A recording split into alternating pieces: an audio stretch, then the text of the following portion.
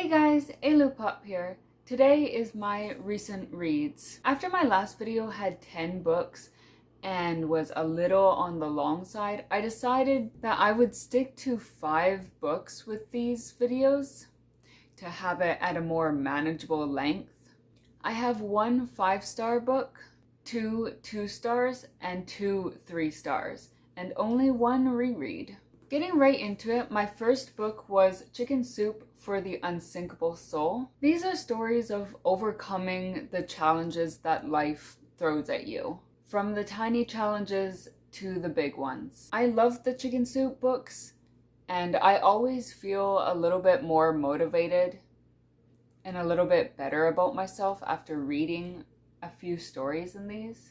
And this was my 1 5-star read. The second book I have is 1984 by George Orwell. It follows Winston Smith as he explores his totalitarian future, where Big Brother watches over everything and even their thoughts aren't safe. I really thought that I was going to like this more than I actually ended up.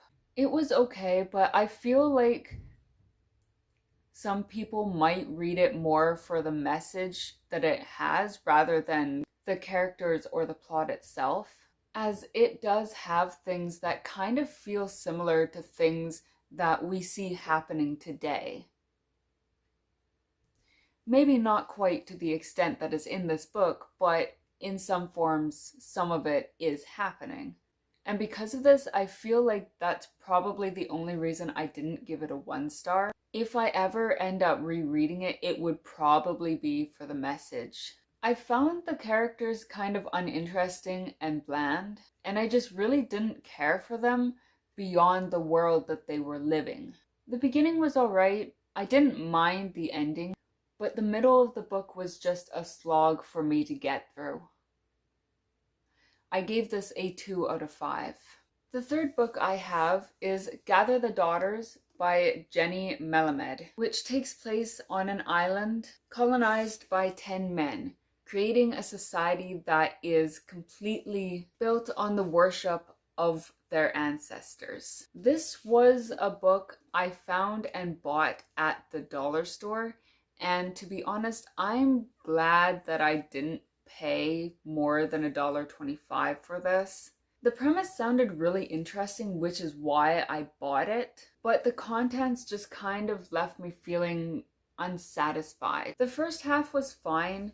I didn't love it, but it was still okay. But the second half just left me feeling like something was missing, and I hated the ending. It felt very abrupt to me, and I was just unsatisfied with how it ended. I gave this a 2 out of 5. The fourth book I have is The Wide Window by Lemony Snicket, which is the third book in the A Series of Unfortunate Events series, and my only reread for this video. This book follows the 3 Baudelaire children as they go stay with their aunt at Lake Lachrymose. I was a little more okay with this book than I thought I would be, and I'm beginning to wonder if maybe these books are growing on me a little bit. The adults still annoy me, and I do find myself cringing quite a bit, especially when Mr. Poe is there in the book. So I did still give this a 3 out of 5.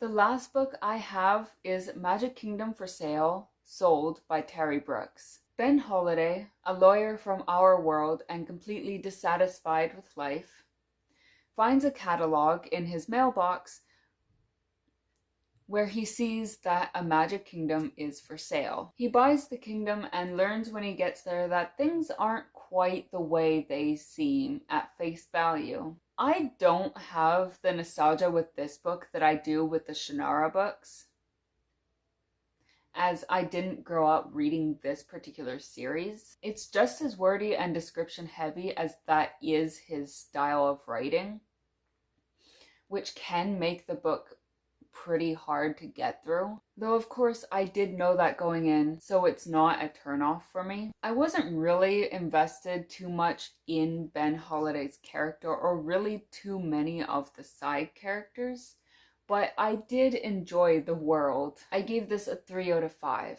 Those are all the books that I have to talk about this time. Let me know in the comments what you've been reading, and I will see you next time. Bye.